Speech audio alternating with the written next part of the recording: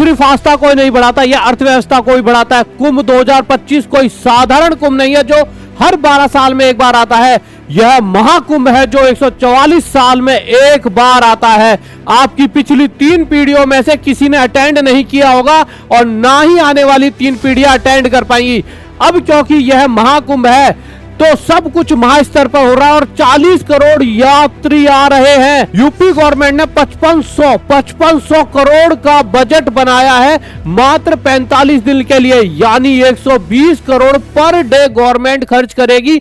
इसके अलावा 2100 करोड़ केंद्र सरकार ने अलग दिए हैं। लेकिन ऐसे नहीं सिर्फ खर्चा होगा, इन 45 दिनों में यूपी गवर्नमेंट को 25,000 करोड़ की कमाई भी होने वाली है और ये सिर्फ यूपी गवर्नमेंट की कमाई जो सरकार के खाते में जाएगी। पूरे राज्य की अर्थव्यवस्था 2-3 लाख करोड़ से बढ़ेगी। मात्र 45 दिन में हजारों लोगों को रोजगार मिलेगा और लाखों लोगों का धंधा बढ़ेगा। बड़े बड़े कॉर्पोरेट ब्रांड्स ने 3000 करोड़ का बजट रख रखा है कुंभ में खर्च करने के लिए। आईपीएल के बाद बड़ा इवेंट है, दूसरा बड़ा इवेंट है जहां इतना खर्च किया जा रहा है। तो इस महाकुंभ से आपके अध्यात्म को तो बल मिलेगा ही, लेकिन अर्थव्यवस्था को भी बल मिलेगा। अब कितना मिलेगा वो देखते हैं। यूपी गवर्नमेंट जो ये 25,000 करोड़ कमा रही है, ये किस किस सोर्सेस से, जैसे कि बहुत सारे सोर्स है, आप समझ पा रहे होंगे भाई कहीं ना कहीं से तो कमाएगी। वो सोर्सेस क्या है, वो सभी सोर्सेस क्या क्या है, तो और साथ में यह जो कॉर्पोरेट है ये 3000 करोड़ लेके बैठी है, ये कहां खर्च करेगी। 40 करोड़ लोगों का मैनेजमेंट 45 दिन में होने वाला है। उसके पीछे मैनेजमेंट की क्या क्या तैयारियां लग रही हैं, कितने लोगों को रोजगार मिल रहा है और कैसे कैसे और पूरी अर्थव्यवस्था को कैसे बल मिलेगा, सारी बातें बताएंगे। ये कुंभ कितने बड़े स्तर पे ऑर्गेनाइज किया जा रहा है, इसमें क्या क्या डिटेल्स हैं, जानना है तो ये वीडियो अंत तक देखना, मजा आ जाएगा। तो कुंभ में डुबकी लगा के पुण्य उठाने से पहले कुंभ की वार्ता सुन के थोड़ा सा पुण्य कमाओ। सबसे पहले तो कुंभ को समझिए। कुंभ होते हैं 3 तरह के। सबसे पहला होता है आपका अर्ध कुंभ जो 6 साल में एक बार आता है। दूसरा होता है पूर्ण कुंभ जो 12 साल में एक बार आता है। और जो ये है वो है महाकुंभ जो कि 144 साल में एक बार आता है। तो ये चलेगा 13 जनवरी से लेकर 25 फरवरी तक। तो भाई साहब अपने परिवार के साथ अगर आप इसको मानते हैं जरूर जाना, क्योंकि यह मौका आने वाली 3 पीढ़ियों को नसीब नहीं होगा। अब इसमें कमाई कितनी होगी, खर्चा कितना होगा, जानने से पहले देखते हैं वहाँ पे व्यवस्था कैसी है, महाकुंभ में किस तरह का मैनेजमेंट हो रहा है, किस तरह की तैयारी हो रही है। किसको समझने के लिए 2 फोटो दिखाता हूँ। एक तो ये फोटो है, ये अभी की स्थिति से 2 महीने पहले की थी, और एक ये फोटो है कुंभ स्टार्ट होने से 7 दिन पहले का स्टेटस है ये। अब यहाँ से यहाँ कैसे हुआ भाई, यहाँ से यहाँ कैसे पहुंचे, अब ये समझते हैं। और क्या क्या हुआ वो बताता हूँ। अब तो भाई साहब कुंभ चालू होने से पहले मोदी जी ने भी रिसेंटली 5500 करोड़ के प्रोजेक्ट का उद्घाटन किया है जो कि इंफ्रास्ट्रक्चर एमिनिटीज के लिए वर्क कर रहे हैं। कुंभ में 2019 में 25 करोड़ यात्री आए थे, अब की बार 40 करोड़ आने वाले हैं। कुंभ का जो पूरा एरिया है जिसको महाकुंभ नगर बोला जा रहा है 3200 हेक्टेयर था 2019 में, अब की बार 4000 हेक्टेयर है। पिछली बार जो टेंट सिटी बनी थी, अब की बार की टेंट सिटी उससे डबल बनी है। टोटल 1,60,000 टेंट लगे हैं। जो पक्के घाट पिछली बार 4 थे, अब की बार पक्के घाट 9 बना दिए हैं। पिछली बार जो पेंटोन ब्रिज बनाए गए थे वो 22 बनाए गए थे, अब की बार कितने 30 पेंटो ब्रिज है। पिछली बार 300 किलोमीटर की टेम्पररी रोड बनाई गई थी, अब की बार 400 किलोमीटर की टेम्पररी रोड बनाई गई है। पिछली बार 40,000 स्ट्रीट लाइट लगाई थी, अब की बार 67,000 स्ट्रीट लाइट लगाई है। बिजली की कोई दिक्कत ना हो उसके लिए उत्तर प्रदेश पावर कॉर्पोरेशन ने 2 पावर सब स्टेशन और 66 नए ट्रांसफार्मर लगाए, बिजली की कमी नहीं होगी। यूपी जल निगम ने 1250 किलोमीटर की पाइपलाइन बिछाई है जिसमें 85 वाटर बूथ हैं और 200 वाटर एटीएम है। 1.5 लाख टॉयलेट बनाए गए हैं। 10,000 सफाई कर्मी वहाँ 24 घंटे तैनात रहेंगे। पिछली बार जो कुंभ गया था वहाँ पे आपने देखा होगा जो वॉल पेंटिंग्स और म्यूरल हैं वो 17 लाख स्क्वायर फुट में बनी थी, और अब की बार 18 लाख स्क्वायर फुट एरिया में वॉल पेंटिंग और म्यूरल बनाए गए हैं। यात्रियों की सुविधा के लिए आने जाने के लिए 7000 रोडवेज बसें लगाई गई हैं और 550 शटल बस लगाई गई हैं। सर्विस के लिए 7 बस स्टेशन बनाए गए हैं। रेल मिनिस्टर अश्विनी वैष्णव जी ने कहा है टोटल 13,000 कुंभ के लिए ट्रेनें चलेंगी और 3,000 तो स्पेशल ट्रेन है जो सिर्फ कुंभ के लिए चलाई गई हैं, और 1.5 से 2 करोड़ यात्री कुंभ में ट्रेन के थ्रू आएंगे। इतने महा मैनेजमेंट, महा व्यवस्था कैसे हो रही है? क्योंकि साहब वहाँ पर जितने भी अधिकारी लगे हुए हैं, अफसर लगे हुए हैं, वो इसको काम मान के नहीं कर रहे हैं। वो बोल रहे हैं भाई साहब हमें टीए की टेंशन नहीं है, डीए की टेंशन नहीं है, ओवर टाइम की टेंशन नहीं है, छुट्टी की टेंशन नहीं है। एक चीज लग रही है कि हम सेवा कर रहे हैं और इतने कुंभ की व्यवस्था करेंगे, इतने लोग आएंगे, हमें पुण्य मिलेगा। तो जो भारत में आस्था है उसके चक्कर में इतना बड़ा काम हो रहा है। 8,000 जो नाविक हैं वहां पे उनको एंगर मैनेजमेंट की ट्रेनिंग दी है कि भैया गुस्सा मत करना, यात्रियों से ढंग से बात करना।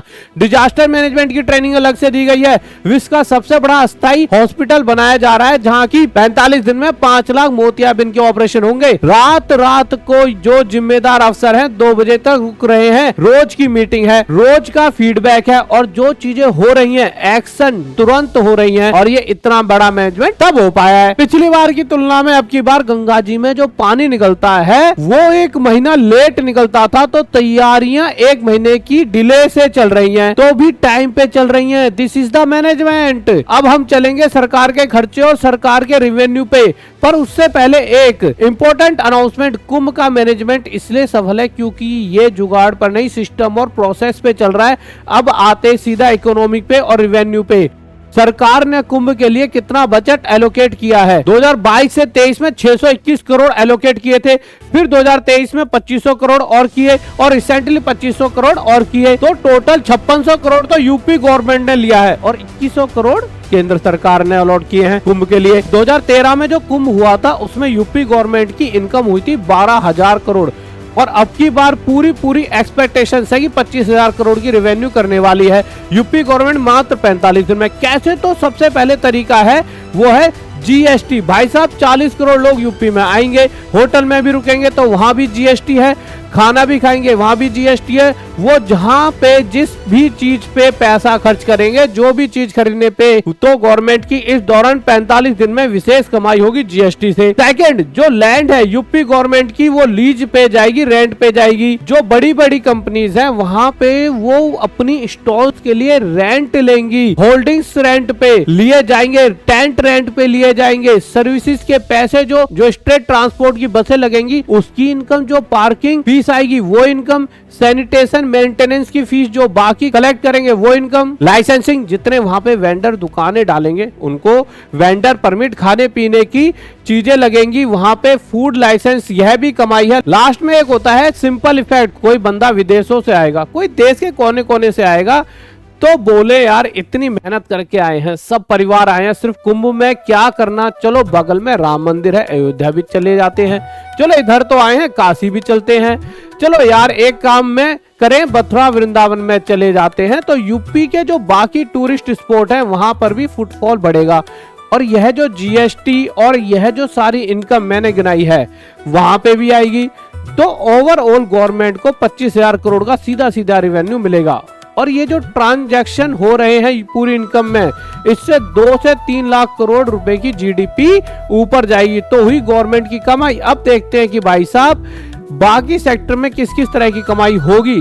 तो सबसे बड़े कुछ सेक्टर के नाम लेता हूं। पहला तो भाई साहब होटल, तो होटल में रुकने वाले होटल हमेशा जैम पैक्ड रहेंगे। फिर भाई साहब जो टेंट कंपनीज हैं जो टेंट प्रोवाइड करती हैं, टेंट भी फुल रहने वाले हैं। फिर उसके बाद इतने लोग आएंगे तो भूखे नहीं रहेंगे, तो रेस्टोरेंट खूब चलेंगे, तो जो पक्के रेस्टोरेंट है वो भी चलेंगे, ढाबे भी चलेंगे, रास्ते में आने जाने वाले हाईवे खूब चलेंगे और वहां पे जो स्ट्रीट वेंडर घूमते हैं, कोई चाट पकौड़ी वाला, पतासी वाला, भेलपुरी वाला, सब कमाएंगे।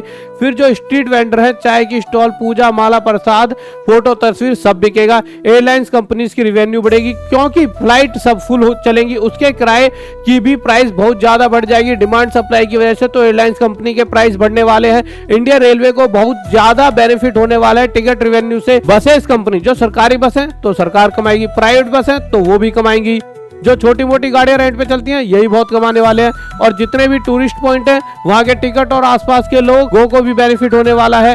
बात करते हैं कॉर्पोरेट स्पेंडिंग की, तो अब की बार कॉर्पोरेट के लिए आईपीएल के बाद एक तरह का मेगा इवेंट है और ये टोटल 3,000 करोड़ का बजट लेगा। पूरा इंडिया कॉर्पोरेट बैठा हुआ है, तो आप जहां भी जाएंगे आपको जगह जगह होल्डिंग्स मिलने वाले हैं। कंपनी अपने अपने स्टॉल्स लगा रही हैं, वहां पे कोई वर्चुअल स्टॉल लगा रहा है, कोई लॉन्च बना रहा है। कंपनी अपने अपने स्पिरिचुअल पैक्स लॉन्च कर दिए हैं, वहां पे अपने डिस्ट्रीब्यूटर बिठा दिए हैं। तो कुल मिला के इन सारी मेगा चीजों से 6 लाख से ज्यादा परिवार को हेल्प मिलने वाली है। 45,000 फैमिलीज को रोजगार मिल चुका है। तो कुंभ आपकी अध्यात्म को इंप्रूव करता है, अर्थव्यवस्था को इंप्रूव करता है, रोजगार भी देता है, रेवेन्यू भी देता है। तो कुल मिला के इसमें सभी पाप धुलते और कितनों के पुण्य का उदय होता है। तो मेरा मानना है कि अगर आप इसको कुंभ को मानते हैं, जानते हैं, तो एक बार अपने परिवार से डुबकी लगा के जरूर आए।